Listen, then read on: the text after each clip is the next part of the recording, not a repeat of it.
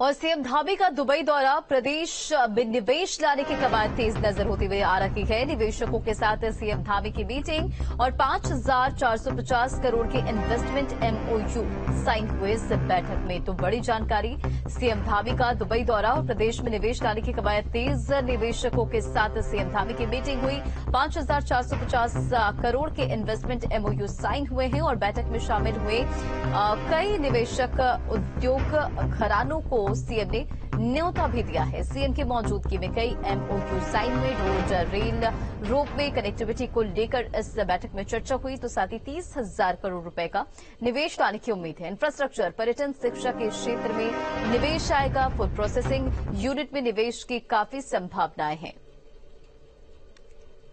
तो दुबई में धामी और निवेश को लेकर मीटिंग हुई, निवेशकों के साथ बैठक हुई और 5,450 करोड़ के एमओयू पर इस पर साइन की गई है और निवेशकों के साथ मंथन, कई मुद्दों पर मीटिंग हुई।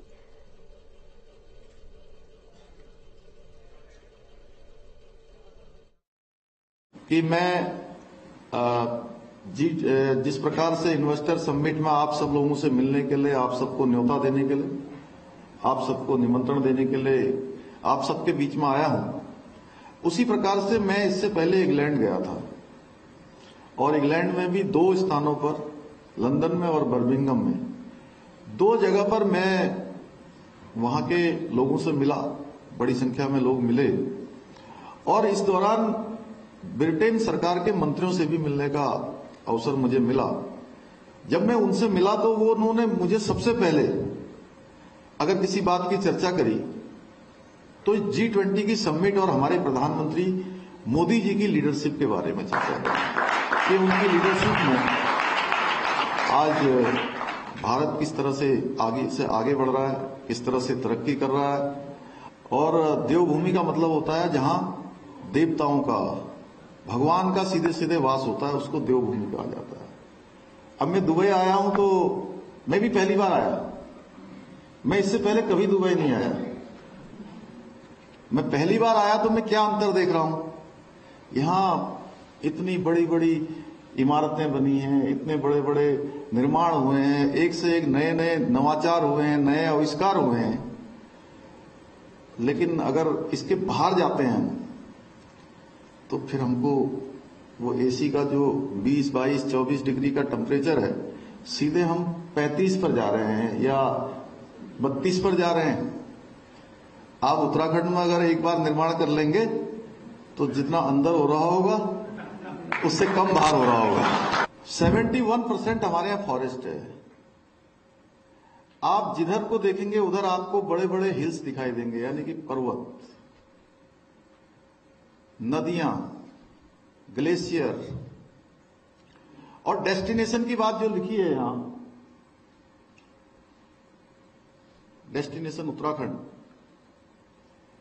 तो पूरा उत्तराखंड, आप जिस तरफ आपकी नजर जाएगी वहीं आपको नया डेस्टिनेशन दिखाई देगा। आयुष, इसका अगर कोई पूरी दुनिया का अगर कहीं सेंटर है या पूरी दुनिया की कोई राजधानी है तो वो उत्तराखंड है, देवभूमि उत्तराखंड है। यानी कि वैश्विक राजधानी हम कह सकते हैं, पूरी दुनिया की राजधानी, क्योंकि जितनी शांति वहां आकर मिलती है लोगों को, दूसरी जगह मिल नहीं सकती।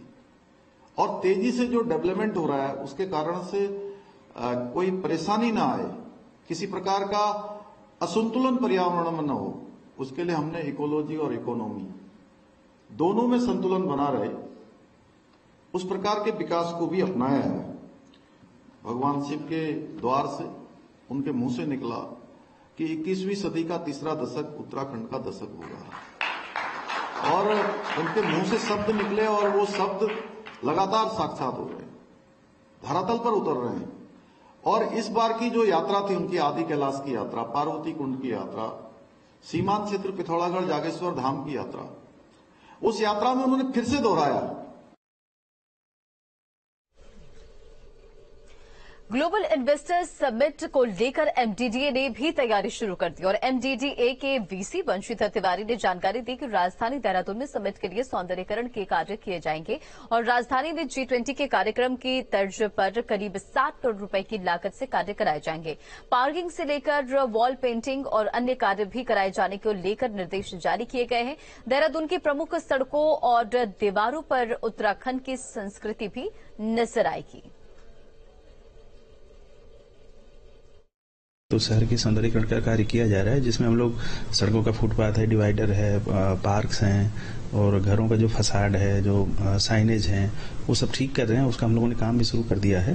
तो जो सौंदर्यीकरण है और जो पार्क्स हैं या फुटपाथ हैं, उसको हम लोग ठीक कर लेंगे।